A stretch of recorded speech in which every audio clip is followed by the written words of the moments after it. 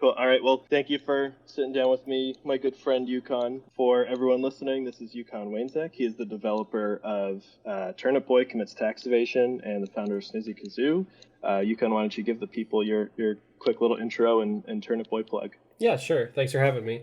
So Turnip Boy is a game about an adorable turnip who happens to be an absolute menace to society. After you fail to pay your taxes and get evicted from your home, you must go on an epic quest to pay back your massive debt to Mayor Onion. You can garden tools to solve fantastic puzzles, meet eccentric vegetables and fruits, and take on treacherous fights against animals both big and small. Along the journey, uncover what's spoiling this garden community and rise to tear down the corrupt vegetable government. Turnip Boy Commits Tax Evasion is coming out on April 22nd. I don't know if that will be before or after when this goes live, but it'll be coming out on Steam and Switch. Wish lists are big appreciated, and then purchases are even more appreciated. But yeah, Love it. I love it, man. Awesome. Thank you for doing that. So yeah, everyone, this is probably going to come out, I think, a day or two before Turnip Boy is live, because the 22nd is going to be a Thursday. So yeah, probably in a day or two, if you're watching this right when it comes out, you can play Turnip Boy for the first time, and you can finally live your dream of committing tax evasion, which is incredible. heck yeah. Cool. So I'm sure you've talked Turnip Boy to death a million times, and did the plug there. So I'm curious, because I think at the time of recording, we're less than a week away. How does it feel to be so close to almost be launching your first major title? It's kind of it's I'm definitely having trouble processing it. It's wild, not gonna lie, because it's like this has been like a 2-year journey. We've been cranking on it for about a year straight. When we started the game, it was just me, and I did it like for fun on the side while I was doing contract work for Meta Games. But I did it on the side for fun. It was just like a meme game.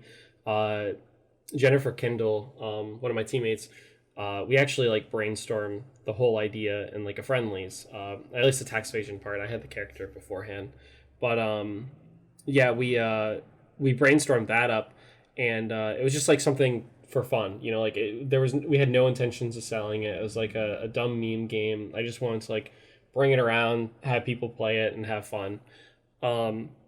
We ended up bringing it to Boston Fig, and that was kind of when we realized like, hey, people really, really like this. And that was kind of the change that sparked it to like, okay, well, maybe we should try to think about potentially selling this. We definitely eased into it. I think for the next few conventions, we played with like, oh, do people actually want this? So we would test it, bring updated builds, just get like a general like sense of what the game should be, and then eventually I ended up onboarding Jen and Jordan, and then Flower Black as well for music, and we've been working on it since. But the entire time was like we were in school, so it was like slow, part-time. We didn't really put too much effort, and then I graduated and then started to ramp up about half a year, and then about a year in, we ended up partnering with Graffiti Games. So it's just been like this insane ride, and over the last year we've been on the grind. We implemented basically the 2/3 of the game. Wow. And yeah, it's wild to me how like much you can get done working pretty much exclusively on a thing full time. So we grinded that all out, polished it up, and then we're launching super soon. The game's been done for like a month, so it's like it's kind of sitting. Of course, we've been testing and like trying to fix bugs, and we have patches planned for like Switch and PC like around launch and shortly after to address some issues. But like overall, the launch build I'm really, really happy with, and it's wild that it's going up so soon. Like the game was originally supposed to launch on April 15th, and that, as of recording, that's like 2 days ago. So like Jen, literally, we were in a call and Jen was like, isn't it weird that Turnip Boy would have launched today? And I was just like, what the hell? It's such just a wild and weird feeling. It doesn't feel real, but I guess it's just Yeah. happening, you know? Yeah. No, that's awesome, and it's incredible. You know, I was able to see, I think, one of the early prototypes that you guys did really early on a few years back, and it's really incredible to see it come so far. And now you're on the Nintendo Switch. Now Whoa. you're next to Mario, which is incredible, which I think is everyone's dream. Something that you touched on a little bit that I want to dig a little deeper into is that the concept for the game, and I sort of remember a little bit of this, I think, was, it started out as sort of like a meme thing, right? Like you weren't really making this with the intention, at least initially, of making something that you were going to, put on the Switch and sell and make a big thing. So I think something that a lot of newer developers struggle with is coming up with some idea that they can turn into something like that and make more of a commercial game. So I'm curious if you could describe what that process was like a little bit, for folks who aren't as familiar with getting to that point. Yeah, so when it comes to I guess Turnip Boy's inception, I always wanted to do something big beforehand. I started a few games. No one's really gonna know too much about it, but you definitely know Tyler. But I worked on a game that was just dubbed Prototype Arrow for a bit. And I brought it to PAX, and the whole point of that game was it was like a roguelite that was trying to be like a real game, like a real product. And so Right, yeah. and so the issue with it was, I'd argue, is it just didn't have soul. And I think there's just this big mentality shift where I stopped trying to make games that people would like purpose. Like I stopped thinking about it, like, what will people buy, and started thinking of like what would be interesting and actually like fun to develop, and then people would hopefully enjoy, but what's interesting rather than what sells, and that's when kind of the shift happened where I also stopped trying to make games, I guess, just to sell in general. Like Turnip Boy was just like a meme thing. I wanted to kind of practice that, like, what if I just make a game for fun, like that I find interesting and that other people might find interesting around me. And that's kind of there's just this mentality shift of like I just stopped taking it, I guess, as seriously, which sounds weird coming from like we're launching on Switch and I'm talking about not taking your game seriously, but like Turnip Boy didn't have the brainstorming session. Like it wasn't like we all sat in like a studio room and we're like what is the next game we're making, like it needs to appeal to the masses. Like we're it was like literally brainstormed in a friendlies, and then like a lot of the lore was actually just like bullshit on the spot, because my friends would just ask like really really dumb questions on like car rides or just like hanging out, and so I would just like bullshit lore, and then it would just work, and that's kind of just how everything got built. And that actually like worked. It's probably not like the method, like not everyone's gonna be able to do this and have it work and feel great, but it was very refreshing compared to just sitting down and being like, how can I make money as a game developer, Right. It was just very organic and very like, let's do something that's fun. Yeah. Yeah. It's really interesting because that thing you're talking about where you're so focused on like, how do I make something commercial? How do I make something that sells, right? Like I dealt with that for a while personally, where like I just never really put anything out, even though I was like sort of intermittently working on stuff, right? Like I would work on random stuff, like, and basically get a couple of days into prototyping and then drop it and either like lose motivation or not know what to do. And I think, now that I'm working on something that's bigger and have been doing it for, at this point, I don't know, 6 months, maybe I've been working on The Last Flower. Like what I found is that when I removed the pressure of feeling like I needed to make something that was a commercial success, like things just sort of started working. And I'm curious because I don't know if that's what you're describing, you were also sort of going through it early on, or if it's a little different for you. No, I think it definitely was that. There was like kind of the added pressure when we brought it to conventions and people really liked it. Like it did kind of become more commercial, but I think definitely like not building a game strictly for the just for the idea of like I'm going to sell this as a product, and more like building a game for like I want to build a game and it's going to be fun and I'm going to do whatever the hell I want.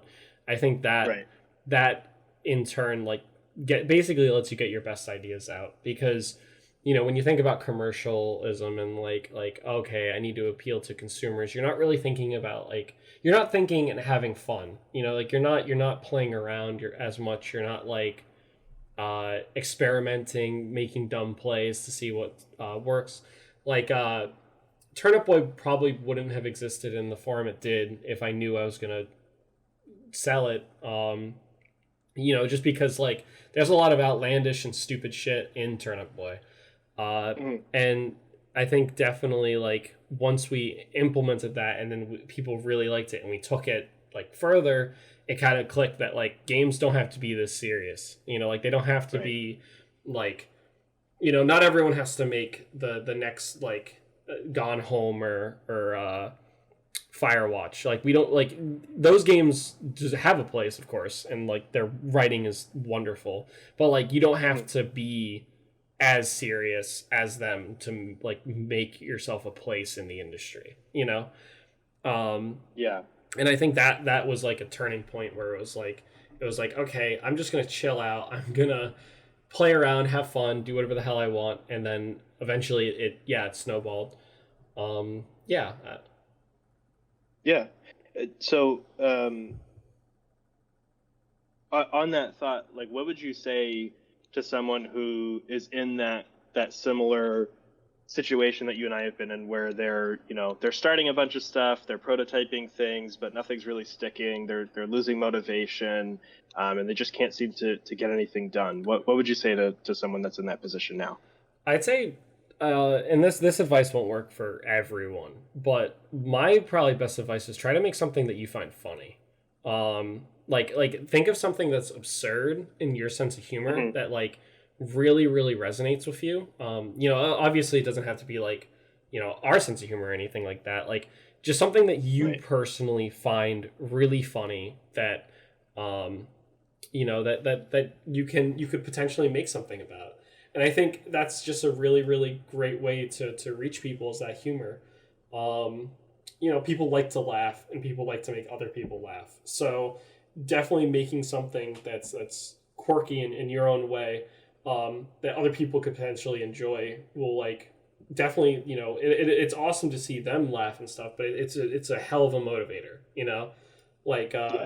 definitely like watching people play Arrow when it was at PAX was like, oh yeah, like they like it or they don't like it. But watching people play like Turnip Boy and like laugh is like a completely different type of feedback. Like it's a different feeling. So try to make something that like you find funny, and then show other people it and see if they find it funny. And if they find it funny, that's effing cool. Like holy shit. I think the feedback point is so important too. It's something that I've been doing with you and some of our other friends, getting feedback on The Last Flower as I'm working on that, and it's part of the main topic of the next devlog I'm putting out sometime after this video. I think the feedback portion is so key there, because I think what's easy for a lot of people to do is get caught in this cycle where they're like prototyping this thing and they have this cool idea that they like, and then they get a few days or whatever into it, but they have they don't share it with anyone, they don't have any like motivators to keep working on it, so they just drop it and never show anyone, and that's sort of like the killer for that. Do you think like that feedback is a way to help people stay motivated and keep working through it? Is that sort of your main point there? Yeah, kind of, yeah. Yeah, no, exactly. I think like feedback is extremely powerful, and like I guess to go back to my old point, like it doesn't necessarily have to be comedy, but I feel like if you want to portray some type of emotion, the best way to feel like motivated and like oh, I think what I'm doing is right, is to actually see if it sparks that that emotion. Like with us, I'm definitely like biased because I do comedy games, but like we very much wanted to make people laugh with it. Like Turnip Boy was like really dumb, and it still is. But like the whole concept's stupid. The writing, like a lot of the characters are very like just flat out dumb. But I think like the fact that it resonates with people and they find that funny is like really really really awesome, and it definitely has motivated us to keep going because it's like people actually enjoy this. Like people want to play this and they want more and they want to see I guess the arcs of all the characters. So it's definitely like a hell of a motivator to like shoot for an emotion and then actually be able to hit it. And if you don't hit it, I think a lot of thing is like get that feedback. Like if you do try to make like a comedy game and someone's just like, this joke sucks, and it's right. Like, why does that joke suck? Like do I need to maybe rewrite this one specific thing? It doesn't mean your game sucks, but it means like maybe you need to look a bit more into it. And there's tons of resources that are available, to help you learn. Like, hell, just playing other games is sometimes really, really good. Like Turnip Boy was heavily based in some areas based off Frog Detective. That series is I absolutely adore it. But like the writing was something we definitely like tried to slightly mimic, where it's like that kind of quirky, absurd humor that like, like there's literally a point in, I think Frog Detective 1, spoiler alert, you should go play it regardless because the rest of the game's gold. But there's a point where like at the end of the case, I guess the victim, I don't really know. It's just like a dude on an island and he's like, there's ghosts around, like, oh God, I'm scared. Like you gotta figure out the ghosts, and there's like kind of howling. And so, but it turns out the howling was someone in a cave beneath that kind of got stuck, and they were just, they weren't even like in pain or anything. I think they were just like practicing singing. And so the art, like I guess the resolution was just like, oh well, I read a book, that told me that it was ghosts, and then the Frog Detective just starts bashing books for like 6 dialogue panels, and then the creator of the game like came in to the game and like it faded to a black screen, and they came in and they're like, please do not listen to the Frog Detective. Books are great, and you need to make sure they're like valid and like good, but like they're great like overall. And then it pans back, and then the Frog Detective's like, yeah, I hate books, and it's just like the most absurd like weird comedy that like it has no right to exist, but it's great. I love it to death, and that's the type of like humor that we wanted to like do in Turnip Boy. So we took a very, very big like page from their book. So it's definitely like play things that, if you want to like spark an emotion in someone, play games that do that to you, and then see what you can take from them, and then try to do it with your own spin. Yeah, that's so true. I think it's, inspiration and finding like sources of inspiration is really important. Something I do see happen a lot though is like people will maybe go too heavy in one direction, where I think what's really common in games, for example, is that people have a tendency to pull too much from games that they like and sort of run the risk of becoming like too derivative, right? Where let's say you're super into Mega Man and you want to make a game like that. If that's your only source of inspiration, then, you're basically just making Mega Man again, but like, slightly different, right? So where else do you and the team tend to pull inspiration from? Are there like other sources of pieces that are in Turnip Boy, or any of the other things that you guys work on, where you're pulling inspiration from that's not a game? I think it's a mixture of different things. I think like I will state out that I think those games that do like just like are like we're doing Mega Man, but we're doing Mega Man like well. I think those games do have a place, but I definitely am not the biggest fan of those games.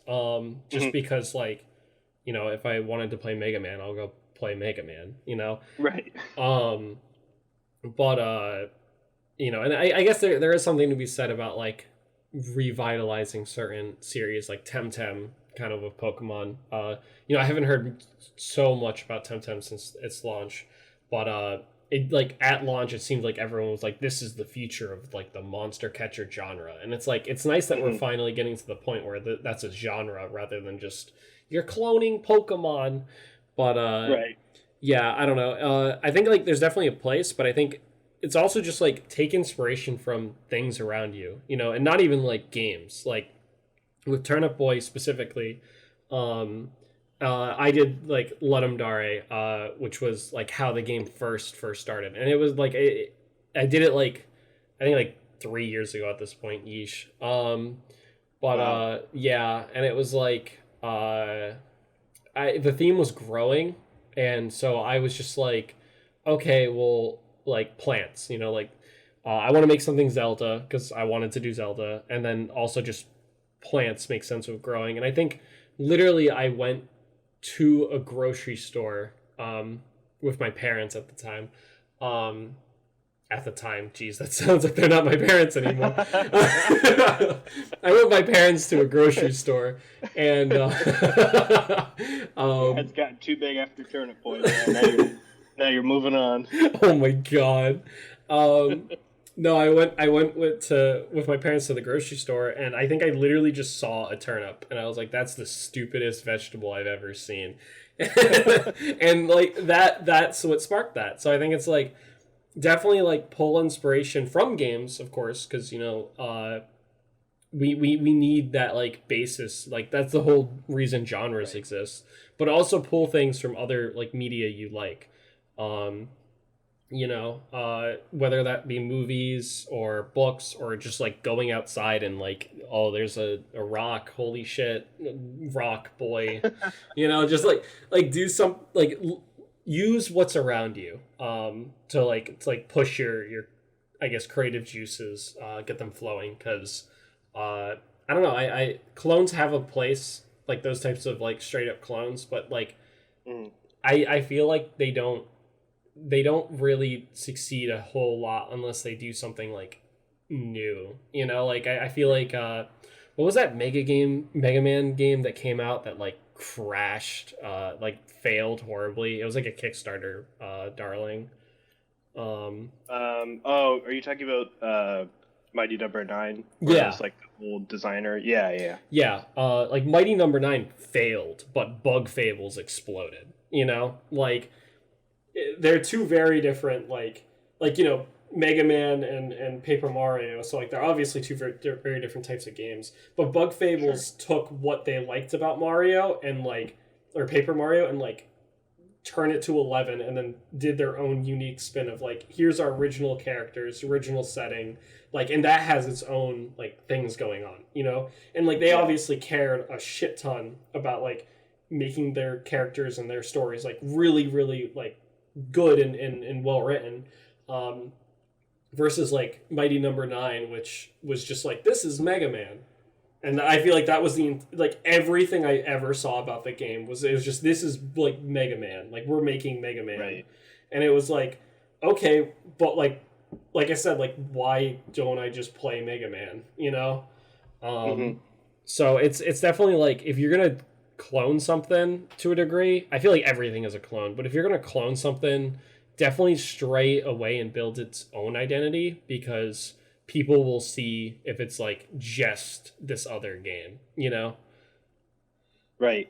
I think a really interesting point that you sort of hinted on there was that it's something I've been on a kick about recently, and you and I have talked about in the past, where if you want to do well commercially as a game developer, and especially as an independent game developer, you really have to think more like an entrepreneur and less like just a game designer or developer, in the sense that you're making a product, right? Like you're creating a product, and the whole point of you doing that is that you're solving a problem or filling a need. Yeah. Right. And I think it's something that gets lost on people very often, where you get caught up in the excitement that you as an individual have about this idea, which is great and you need that, but you may be something that's part of a saturated market, and if you're trying to make that in order to succeed, and if success is defined as making a bunch of money off sales of the thing, right, then you're going down a really difficult path if you're making something that's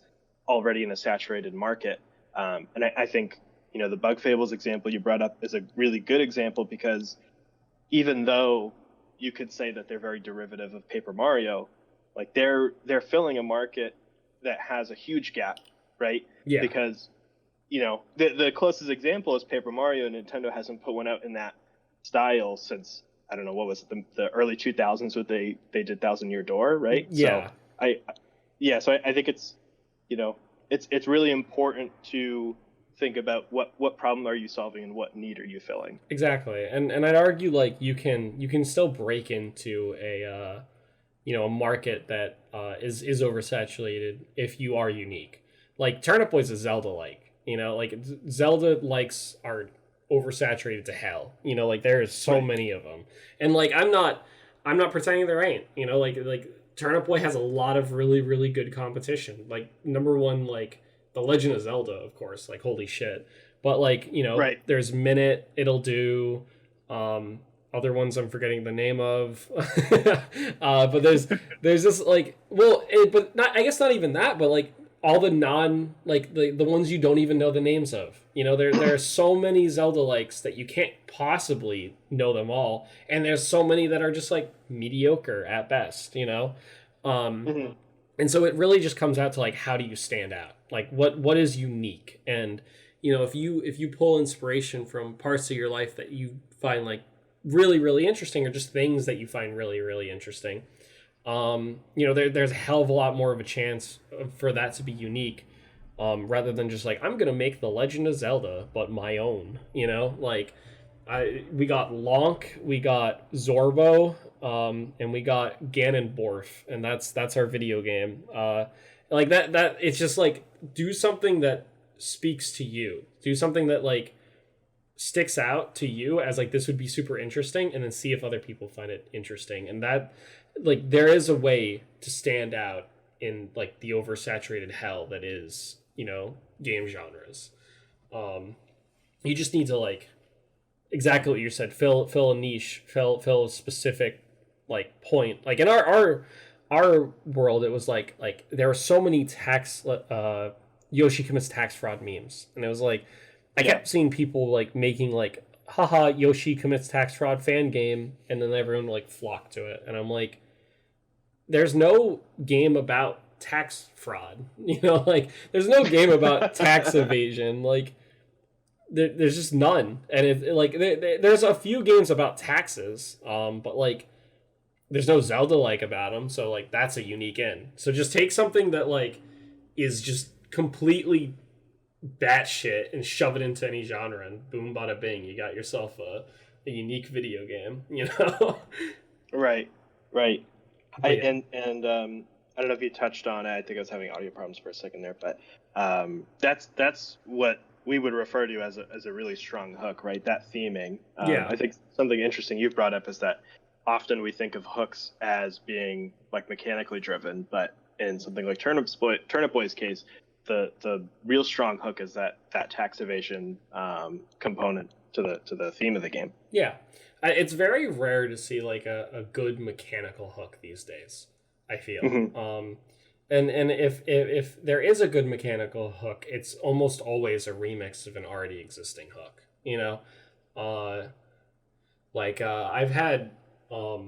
I've had a friend, his name's Demi. He made a game called Try Attack, and the whole point of that game is you're like it's like Asteroids, but instead you throw like basically a boomerang. Like you throw your bullet is your like body basically, and you like whip it around and it basically acts like a boomerang.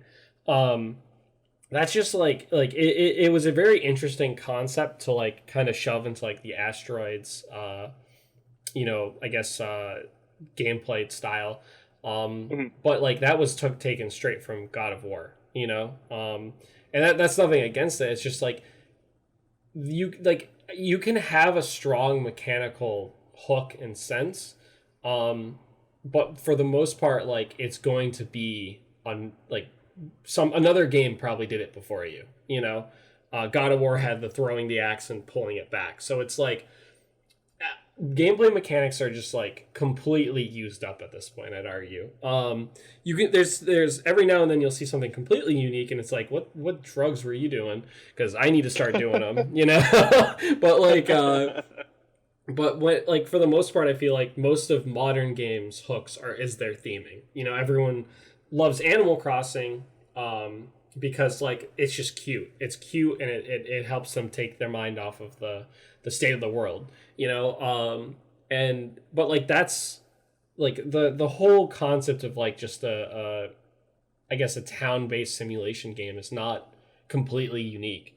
You know, Animal Crossing might have been one of the first to do it, but like there are so many other games out there that do that as well. You know, like look at Stardew Valley, look at freaking all the Animal Crossing clones and all the all the Harvest Moon clones on the store. Like there's just this massive like I guess just wealth of games, and Animal Crossing stood out, I guess because number one, it's like Nintendo, so they got big buckaroos, but like it's just really really cute, and they were able to like nail that cuteness, and they've been able to do that for their entire franchise, and that's what makes it stick out the most.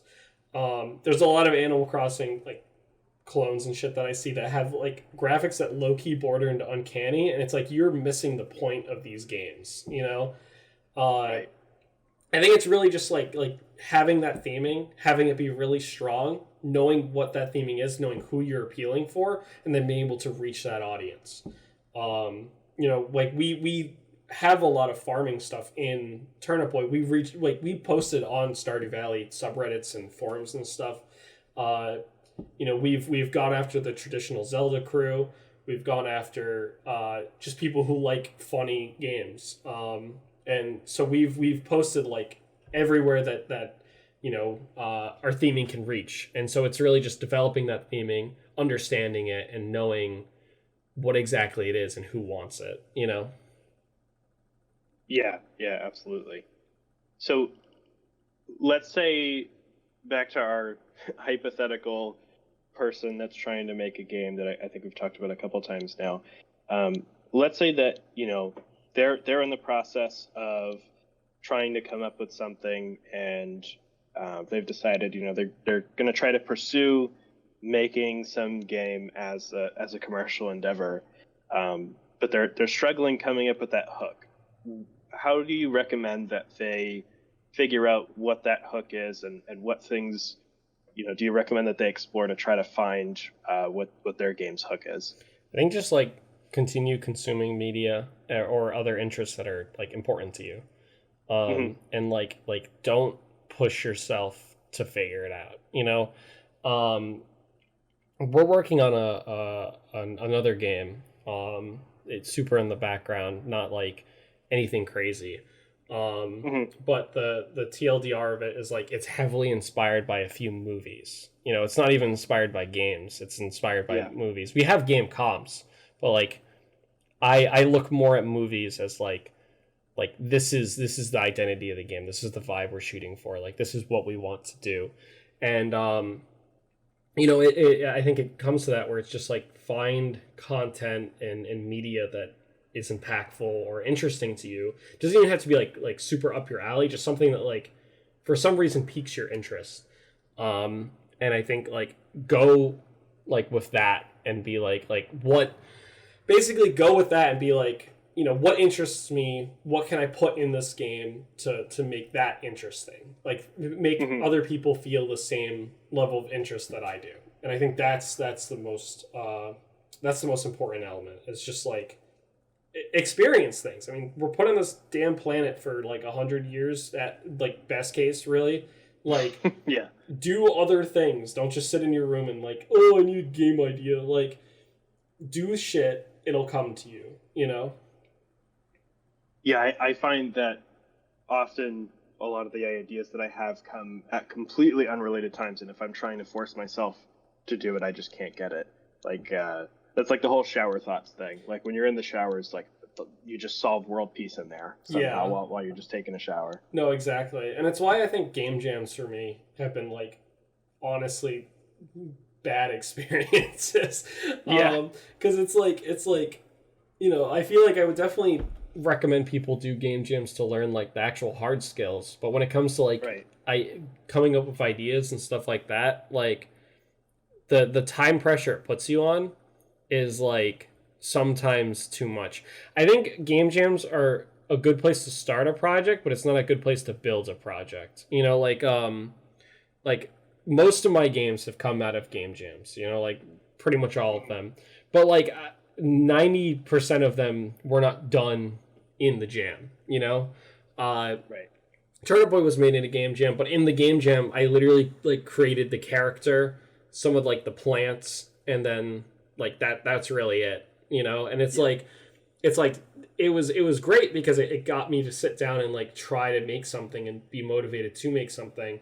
And while I did come up with good ideas there, it's like the whole concept of like just grind out the game, I'd argue, is like extremely damaging, because it like you can just take a really, really good idea and just water it down to hell, and obviously like you can continue making it after, but like, don't, I feel like if you're going to do game jams, don't push yourself to just like completely have everything figured out at that point. Give yourself time to experiment, give yourself time to consume other media and do other things. And right. your game will benefit from that, because, Rome wasn't built in a day. Yeah, that was a side ramble, but yeah, that's No, it's a good one. I mean, you remember, I don't know, what was it now, a couple of months ago, I did a game jam and put a video in my like clickbaity first few seconds of the video is that I hate game jams. And I mean, I still stand by that point. Like I really just don't typically enjoy them. I think it's, as you said, like it's just this crunch. I think the tinfoil hat theory is like game jams are a way to get everyone used to crunching, so that when they go work in the studio, they're comfortable with crunching for however long on some giant game. I think the whole like appeal of game jams is like, it's like you can work with other people, or right. like, or not even with other people, but like around other people, and you can like kind of push each other up and give each other feedback. But I feel like we've gotten so like pushy in the industry about like, you need to be making games in your game jam, like you need to be like cranking out content, and at the end of it, I swear to God, if there isn't an itch link, like you're a failure. I think that's like the mentality that I hate, which is just like yeah, like and I've come to make a shit ton of games and game jams. But it's like why kill yourself? Like if you're gonna use a game jam to get motivated, like don't, I guess, make yourself feel like shit at the end. Like right. I feel like your mental state is probably the most important thing, and like if there's a second most important thing, it's the quality of the game that you're making. And it's like, if you feel passionate enough about an idea, don't kill yourself to like get it out during a game jam. Just like play with it, be like, ooh, I like this, and then like continue working on it at a rate that like suits you. They're great starting points, and I think like week-long game jams do this slightly better. Like we recently, I worked with Shatter Journal Games and a few of my friends, and we made Super Raft Boat on Steam. And we made that, like the base of that game was made for a game jam, but it was a week-long jam. And it like just felt so much better because we could like play with what the hell it is. And then like even then, like we told ourselves, and we knew this from the start, we're like, we're just gonna make something in the jam. Like the core gameplay loop's gonna be done in the jam, but like everything else is not. And we're gonna keep working on it like super in the back end, like backside. We're gonna work on it for like a month, and then eventually like we got it out, and it was like a lot of people really, really liked it. We're really, really happy with it. But like I think if it was just like we had a week and we put it out, we would not be where like it would not be as like fun as it is today, you know? I think that's like a really, really important thing. I think like, and especially like if you made it in 2 days, like, dude, that game would have been shit. You know? Right. And I think like definitely like for people that are young and have all the time in the world and like want to just like test themselves and maybe get something small out, game jams are great.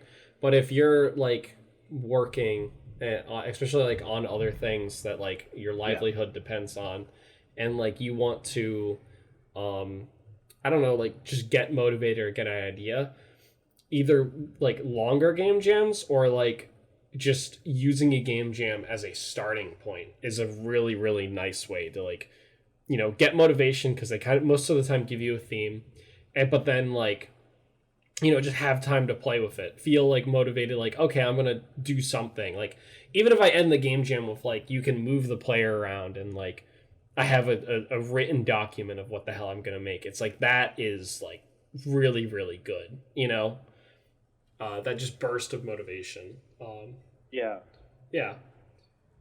I think something that happens in game jams a lot, and a lot of the advice, especially, you know, on YouTube and you know, social media for game devs, is a lot of the like, you know, if you do a game jam, you should at the end like have something that's really polished if you want to like quote unquote win the jam or whatever, right? Or there's talk of like, you know, you should spend this amount of time working on the idea, and then the rest of this time should be on polishing everything. And I find that like there's now this expectation in jams that like if you don't put something out that has all this polish and has like music and sound effects and has, you know, a bunch of art and whatever, that it's like, oh, like this sucks, like what were you wasting your time on?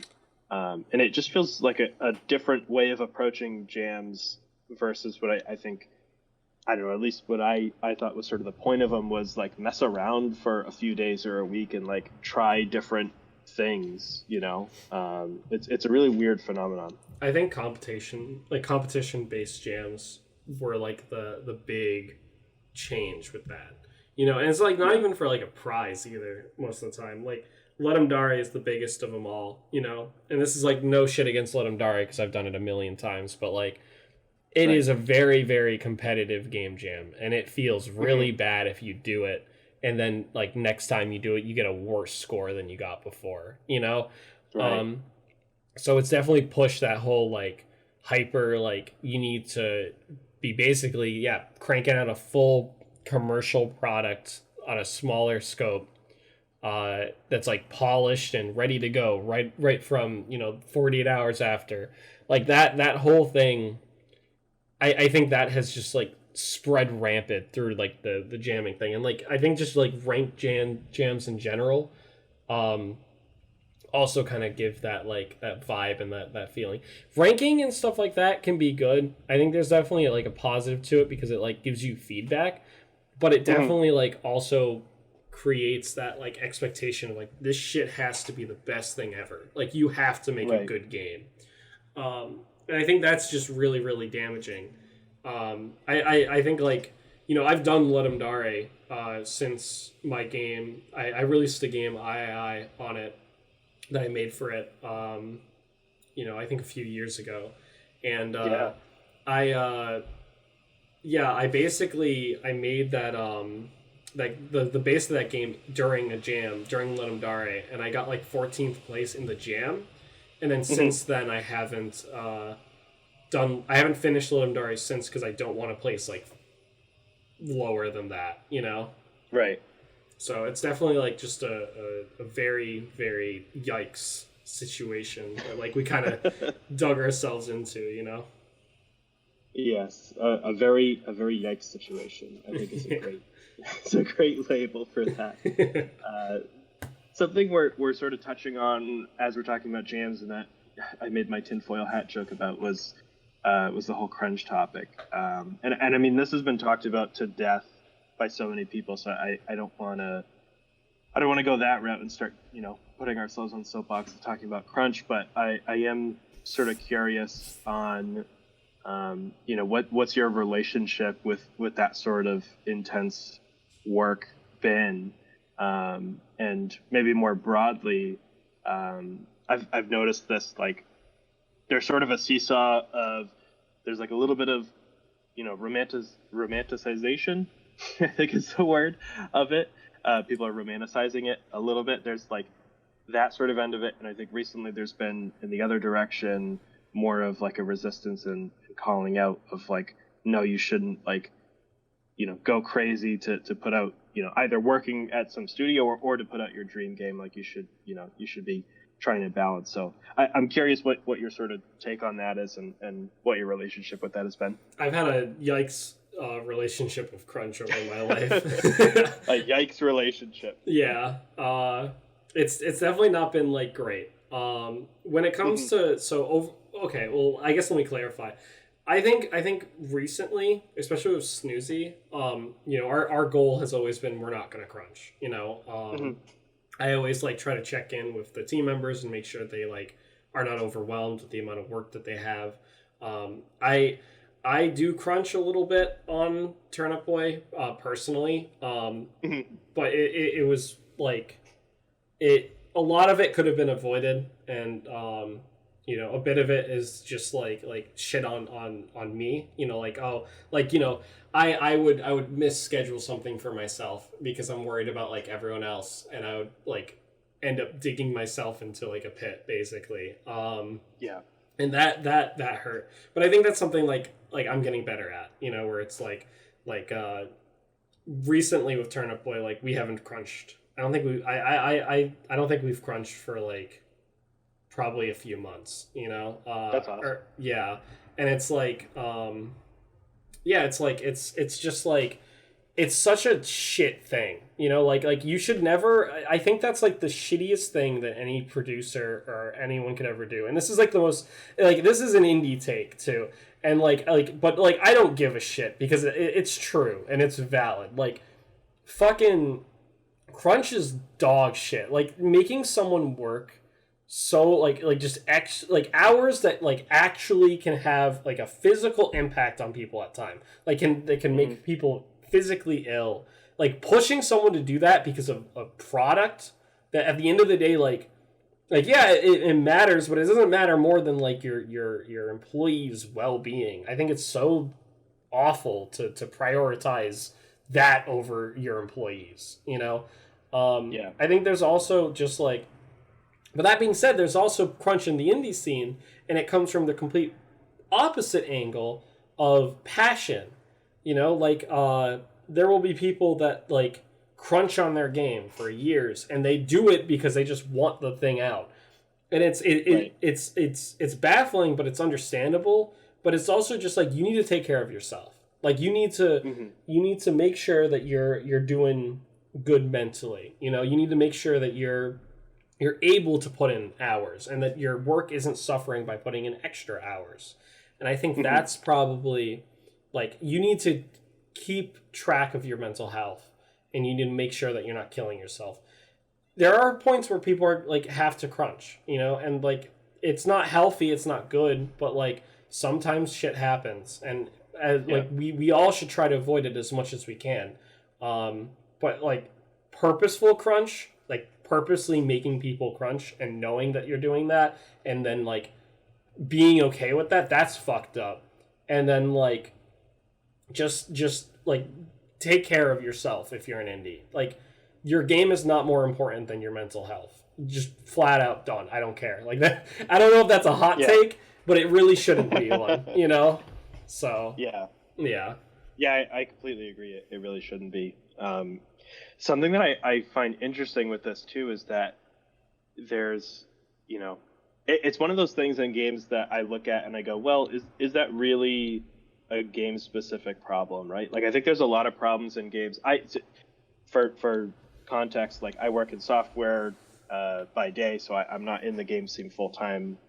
That's something I do outside of that. And so over the years working in software instead of games, I've seen some of the problems that people talk about in games, and it's either the same problem is happening there to varying degrees of severity, or like the problem's been solved and games just like doesn't seem to pick up on it. And like I don't know, maybe my hot take is that I think it's easy to think like games are super special and that like all the problems are unique, when it's like, well, I mean, it's really sort of just a maybe a bit more generic of a problem, but games may have more or less intense version of it, right? I think with crunch in particular, it's like, yeah, I've never really seen people in corporate America, in software or otherwise, like sleeping under their desk for 7 months or whatever, right? Like, yeah. I think that's definitely a more intense version in games. But to get to my point here, you know, on the indie bit in particular, how much do you think is, you know, necessary when you're building a business, right? Like, there's this sort of entrepreneurial hustle culture, especially in the US, where it's like, you got to be grinding, man. Like, if you're doing it outside of work, you got to be grinding every other hour outside of that. If you're doing this full time, you got to be grinding every hour, every day, every weekend, you know? So I think games, there's a passion element. It's easy to get caught up in that even more.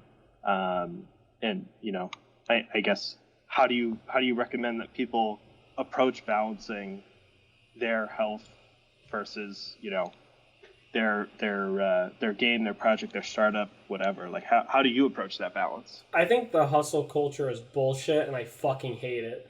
I like it. No, entrepreneurs, dude, entrepreneurs that say, like, to be an entrepreneur, you need to be hustling, you need to be grinding. Fuck you. If any of you are listening to that, fuck you. Like, you don't need to do that shit, and you're causing so much harm by telling people that they do.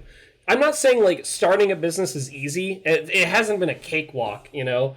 But, like, it's not, like, you don't need to kill yourself for this shit, you know? And, like, if your business is not pulling, like, the highest profit margins, like, you're not seeing, like, billions of dollars of revenue, like, I think like, us as a society, and especially America, needs to, like, reprioritize and realize that, like, money isn't, like, the most important thing. Like, people's health is more important, people's lives are more important. Like, I don't know, dude. It that type of shit pisses me off. It's just, like, the whole corporate America, just everything, I'd argue, is just, like, it's so hustle culture. It very much, like, hates employees and hates, like, people having their own existence, you know?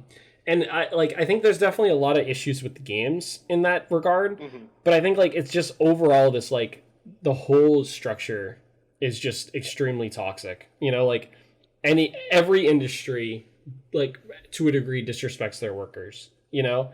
And it's like, that's not acceptable, you know? Like, I think a lot of people use that as, like, oh, well, every industry disrespects their, like, workers, but, like, that's not a valid reason to make people crunch or ruin people's quality of life or living, you know? And so it's just, like, it's so aggravating to hear, like entrepreneurs be like, you need to be working day in, day out, you need to be on the grind. It's like, number one, you don't.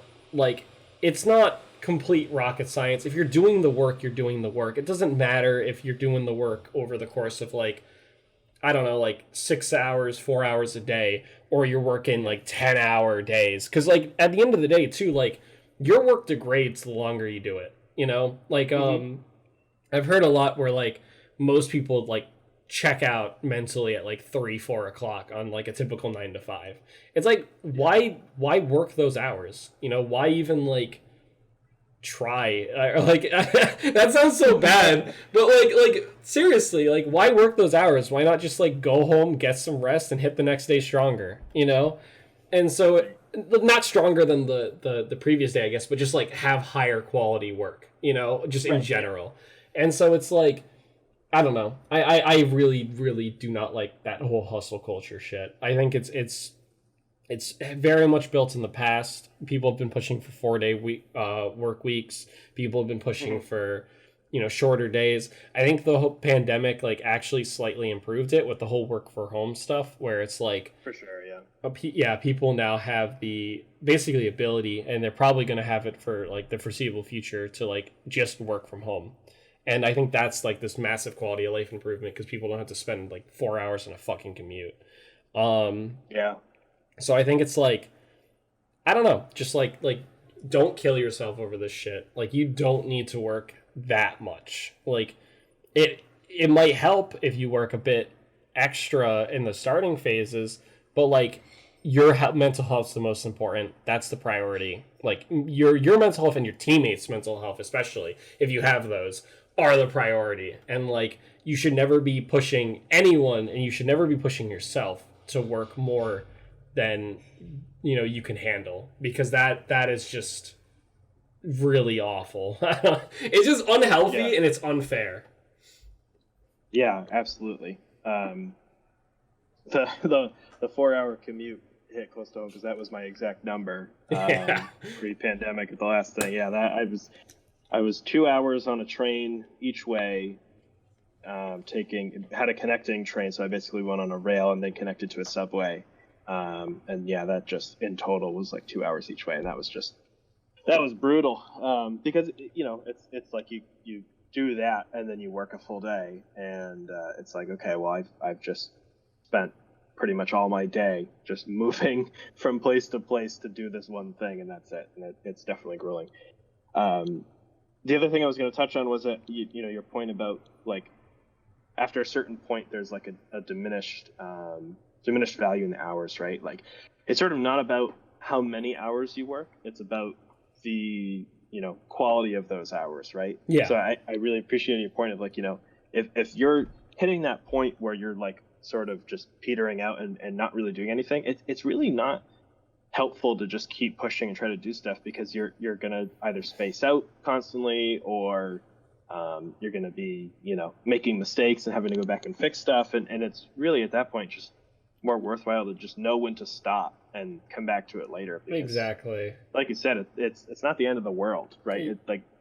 Unless you're doing something that's like literal surgery or whatever. I mean, no one's really going to get hurt, especially with games. No one's going to get hurt if you just stop working on your game for a little bit, right? Yeah. The worst thing is gamers will start crying on Reddit.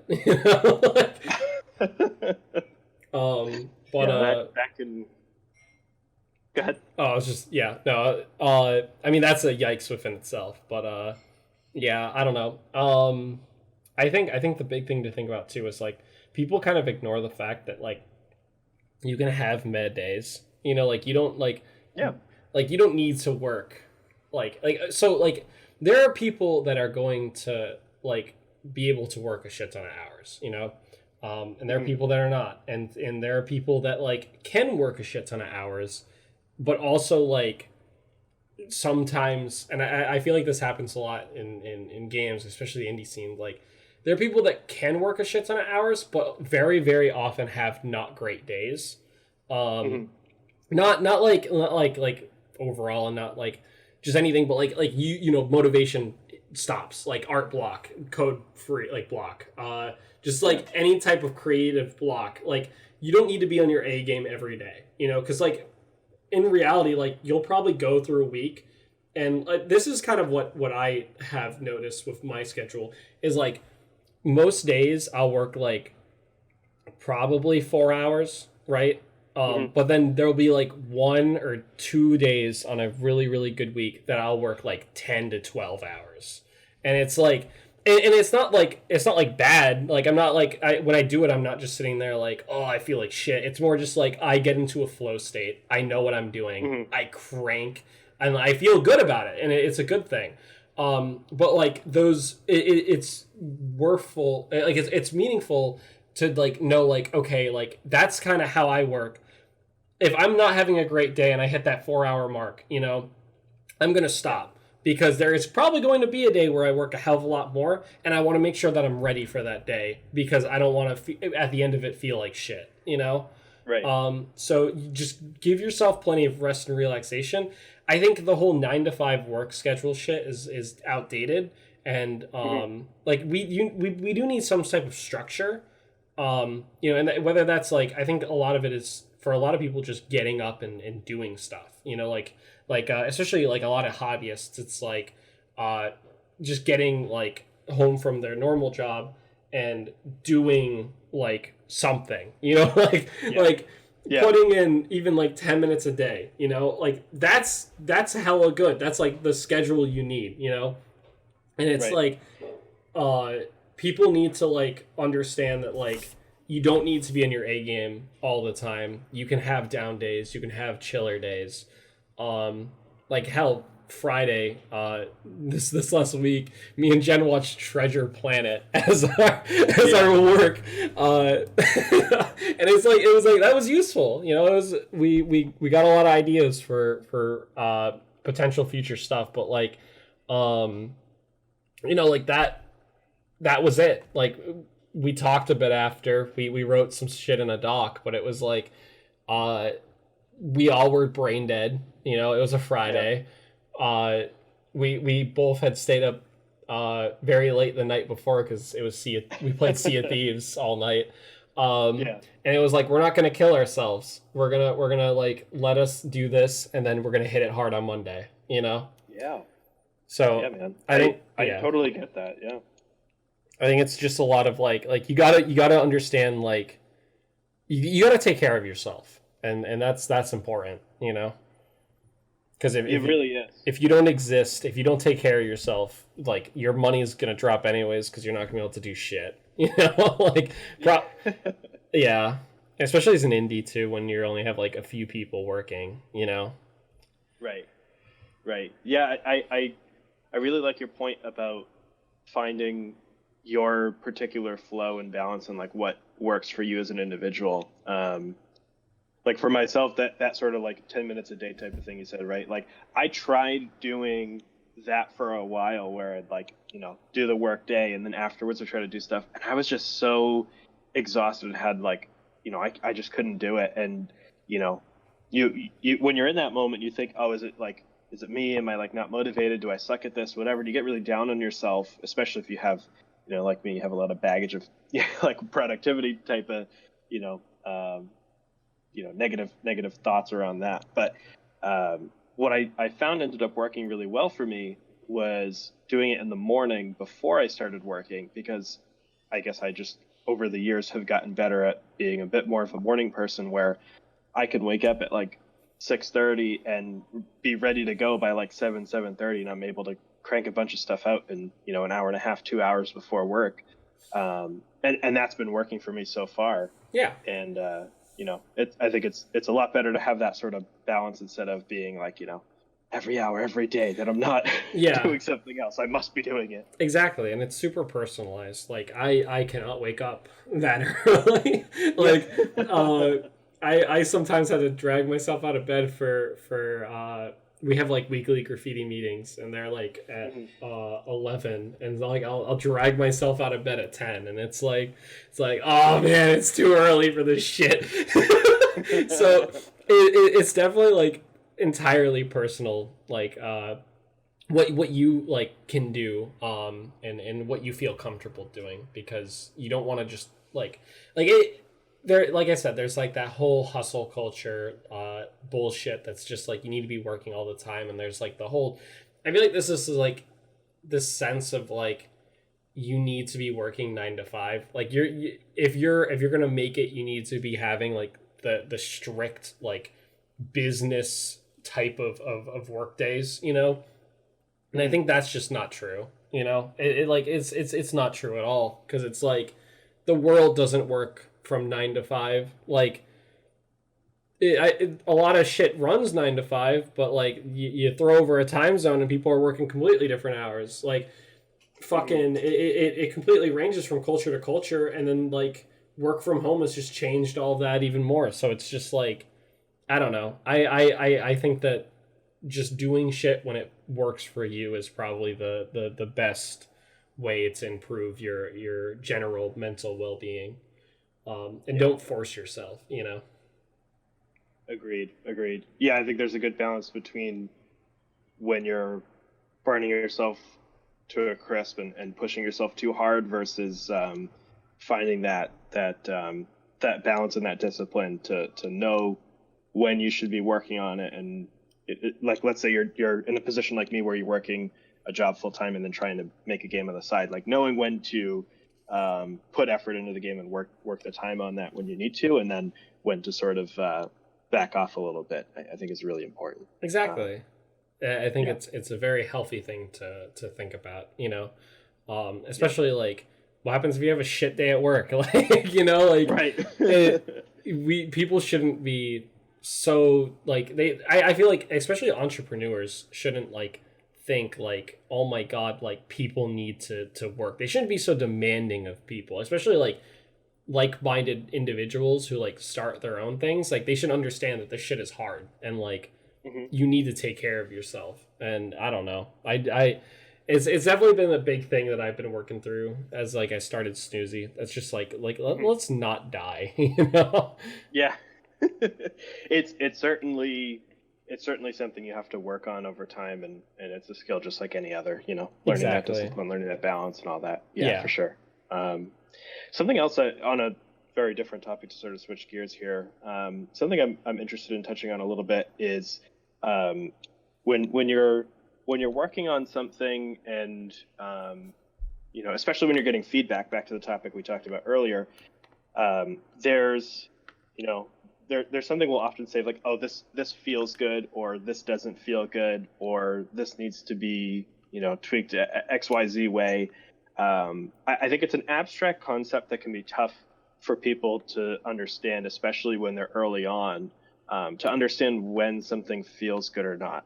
And I'm curious how you sort of have gotten to the point where you can figure out when something feels good or doesn't feel good, and like, you know, where you get that sense from.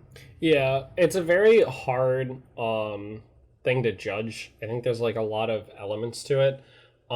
It's really like when you get feedback like that, definitely try to pry, because it's like a you know, like, what do you mean it doesn't feel good? Like, we've had people that have come to us and you know, they've hated how Turnip Boy has like the sword. The sword has actually been like a big element of that for us. Like just how combat, yeah, exactly, how combat works in Turnip Boy has been like there was a point earlier in development that we got like a lot of shit for it. And what we noticed specifically was we got a lot of feedback about like, I guess, the speed of how you attack. And it's funny because it kind of went down this rabbit hole where like some people had no problems, no issues with it. They loved it. They thought that the way you attacked felt like impactful, felt meaningful, you know, all that stuff. And then there was another just group of people that just hated it. They wanted it to be faster. They wanted it to be more sharp. They wanted like control of their character faster. And it kind of came down to this thing where like very recently actually I've realized that like it's low key actually the difference between people who've played the original Legend of Zelda first or Link to the Past first. That like that feedback comes a lot from.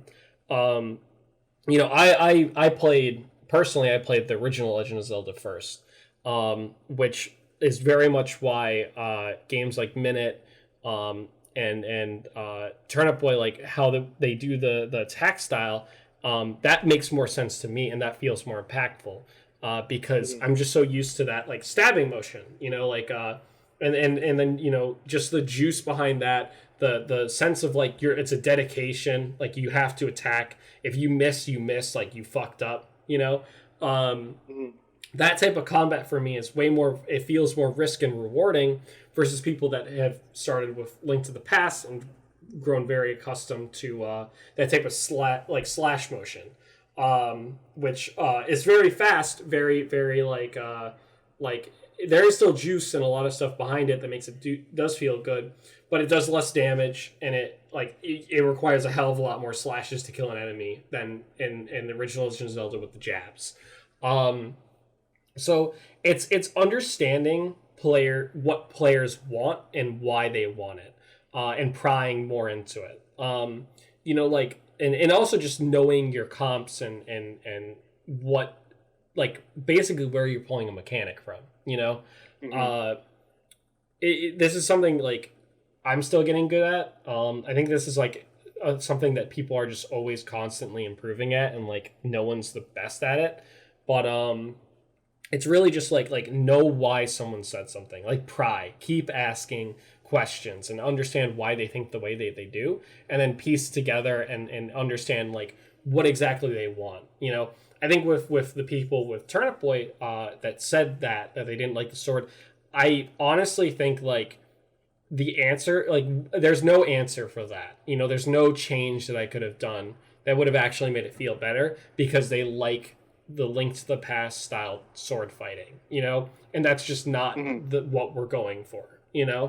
I think that is by far the most important thing, because then you can spend your time working on other things that will improve your game, rather than just taking everyone's feedback at point value and readjusting and reanalyzing. Does that make sense? Yeah. It does. It does really make sense. Cool. One of the last questions I'll ask, I think we're running close to an hour now, if not about an hour. I'm curious what the best piece of advice you've gotten from someone on your game development journey over all these years. I'm curious what the best piece of advice or the piece of advice that sticks out to you the most right now, that you would want to share with people who are listening that are maybe at the start of their journey and wanting to get into this. That's really hard. The one that sticks out probably right now to me is my friend Jordan Kegler, my friend and teammate. He said, don't treat starting a game studio like starting a game studio. Treat it like starting a small business. And that's been something that has become more and more important to me over time, especially with Snoozy. Because it's it really is a small business. You have to file your taxes. You have to do a lot of legal and shit. File taxes? Whoa!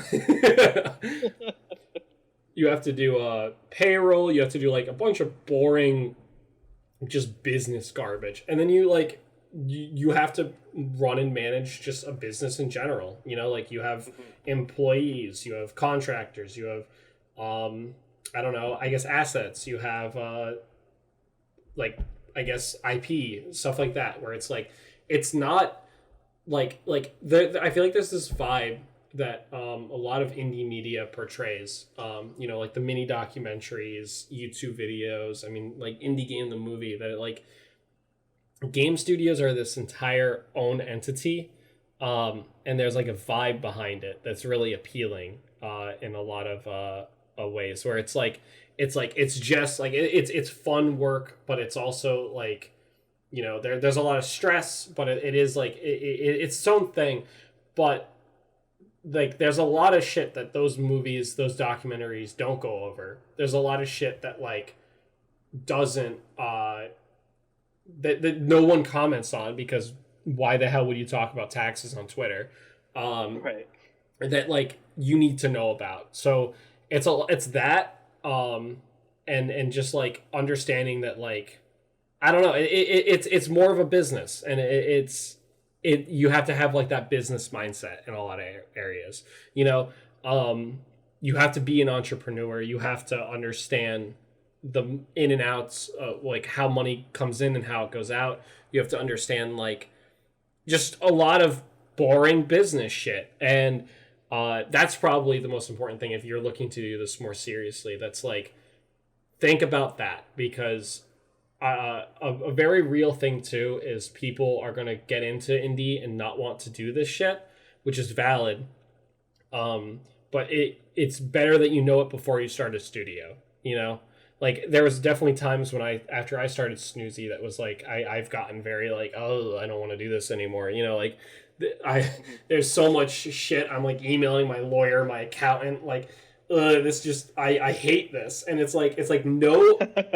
know that it's a lot more business than you would think, and know that it might not be for you, and that's okay. Right. I think that's probably the most impactful thing. It's just really, if you want to do an indie thing, if you want to start a business in any capacity or anything, know the risks, know what you're getting into, do research, understand you're starting a small business, and be okay with that or don't do it. Because it's hard, and I think, like, personally, like, there are points where I've thought, like, I would have maybe wanted to just be an indie developer, like at a studio, an already existing one. Like, that could have been super appealing and, like, could have been an awesome time. But I've definitely, like, I didn't think too much about it when I started, and I'm very happy with where we are, and I definitely want to keep doing it. It was a challenge, and it was not something I was prepared for. So it's a lot of just, like, understand what you're getting into if you're doing this type of stuff, because it can be very taxing, but it also can be very rewarding. Yeah, I really appreciate the color and the detail in that response, because I think it's often what you see online is either, like, one of the two extremes. It's either like, yeah, do it, go for it, reach for your dreams, do it, or you get the opposite, which is like, don't ever do it, games are terrible, don't ever get into making games, it's the worst thing you could do with your life, go be a farmer or some shit, right? Yeah. So I appreciate some sensible advice of, know what you're getting into, and if that's not for you, that's okay, it doesn't have to be. Yeah, like, it kind of goes into what we were talking about with Crunch. Take care of yourself, like that. Right. That's what matters the most. Like, we're all, like, making games, right? And it's like, it seems like the most important shit ever, but, like, we're on a fucking rock in the middle of space, spinning out of control. Like, what the fuck? Like, we made rocks think on a rock, and we're just like, this is the most important thing ever. And it's like, no, it isn't. Like, yeah. Yeah, that's really good perspective. Really good perspective to have. Cool. So last thing that I want to ask as we wrap up here, and I don't know how much detail you can go into, is what's next for Snoozy. So you got Turnip Boy coming out. If you're watching this when this comes out within, I don't know, a couple of days, what comes after? I can't really talk about most of this, which is the sad part. Cool things. Cool thing. Yeah, I mentioned it a little bit, but we're always open to working on new projects. We have some ideas that are in pipelines, but I like, there's nothing concrete. There's nothing like I can't announce anything. Yep. Nor would we be able to announce anything in the near future. We do have some stuff cooking for Turnip Boy. I think that will be confirmed super soon, and it might be confirmed by the time this goes out. If not, sneak peek. we have updates planned. We have patches, and we do have, like, content that is planned. So keep an eye out for that. And we have more dumb memes planned for our Twitter and our TikTok, and that's always a good thing. But yeah, here first, folks. More memes. More memes. Cool. So where can I know you just mentioned Twitter and TikTok. So where can people follow you, follow Snoozy, and when you guys are ready to share more about what you're working on, where can the kind folks at home go to hear about that? Yeah. So I have my personal Twitter, which is just at Wainczak. It's probably going to be in the description, because I don't think anyone's ever going to be able to spell that. But then the highlight, if you're gonna follow anything, at Snoozy Kazoo on TikTok, Twitter, or both, or either, up to you. That's where we post the majority of just everything. We do have a Discord for Turnip Boy, and that's a great place to, like, just talk about the game and talk about other, like, Snoozy related things. So that'll probably be down there as well. But yeah, that's pretty much it. Wishlist, buy the game on Steam and Switch. Woo! Awesome. Turnip Boy's coming out April 22nd. Yep. So, like Yukon said, go wishlist, pre-order on the Switch, or if it's up by the time you're watching this, smash that buy button and play Turnip Boy Commits Tax Evasion. All right. Thank you so much, Yukon. I really appreciate the time. Thank you for having me. Awesome.